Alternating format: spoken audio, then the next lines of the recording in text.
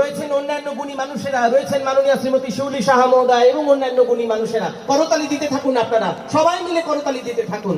করতালি চলতে থাকুক, আর এই করতালিতে মুখরিত হোক এই দ্বিতীয় আঞ্চলিক সৃষ্টি মেলা।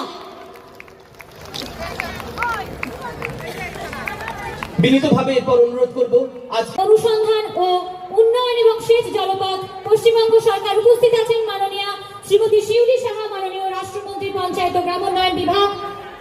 করতালি দিতে থাকুন আপনারা। পারাবত আকাশের দিকে শান্তির বার্তা নিয়ে উড়ে গেল।